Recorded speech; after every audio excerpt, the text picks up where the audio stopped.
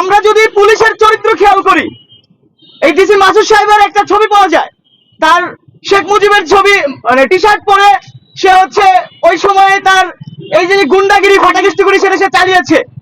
এরপরে যখন interim government ছিল, আপনাদের মনে থাকার কথা, আমরা যখন ধর্ষণ বিরোধী মুভমেন্টে যমুনা অভিমুখে আমাদের পদযাত্রা ছিল, সেই পদযাত্রাতেও তার ঘৃণ্য হামলার শিকার এই বিশ্ববিদ্যালয়ের শিক্ষার্থীরা হয়েছে। শরৎ উদ্যানে একটি অনাকাঙ্ক্ষিত এবং একটি ঘৃণ্য ঘটনা ঘটে গিয়েছে।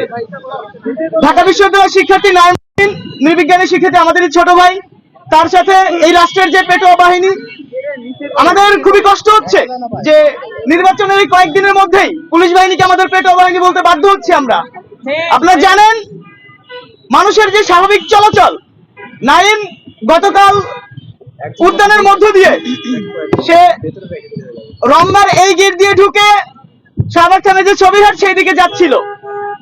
নাগরিক আকারে, নাগরিক হিসাবে বাংলাদেশের যে কোনো জায়গায় যদি 144 ধারা জারি না থাকে, আইনত কোনো বাধা না থাকে, তাহলে নাগরিক হিসাবে বাংলাদেশের যে কোনো জায়গায় চলাচলের স্বাধীনতা আমার সাংবিধানিক অধিকার। কিন্তু খুবই লজ্জাজনক ব্যাপার, গতকাল পুলিশ মাদক নিয়ন্ত্রণের নামে অযথা নাইমের সাথে যে আচরণ করেছে, এটা সরাসরি নাগরিকের মর্যাদার জন্য হানিকর এবং সরাসরি ফৌজদারি অপরাধ বলে আমরা মনে করি। তার যদি কোনো ধরনের পুলিশের যদি মাদক অভিযান করার হয়, এইভাবে তারা চেক করবে, যদি কারো কাছে মাদকদ্রব্য পাওয়া যায় আইনত তার বিরুদ্ধে ব্যবস্থা নিবে।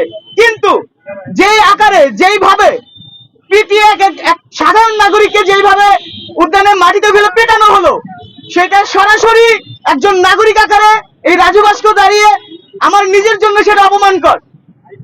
আপনারা জানেন, বহুল প্রতীক্ষিত নির্বাচন আমাদের 5 আগস্টের পরে, সেই নির্বাচন কিছুদিন আগেই অনুষ্ঠিত হয়েছে। বিএনপি সরকার গত এই নির্বাচনে জনগণের ম্যান্ডেট নিয়ে রাষ্ট্র ক্ষমতায় এই মুহূর্তে আছেন। কিন্তু আমরা যদি পুলিশের চরিত্র খেয়াল করি, এই ডিসি মাসুদ সাহেবের একটা ছবি পাওয়া যায়, তার শেখ মুজিবের ছবি মানে টি শার্ট পরে সে হচ্ছে ওই সময়ে তার এই যে গুন্ডাগিরি ফাটাকেস্টুগুলি সেটা সে চালিয়েছে।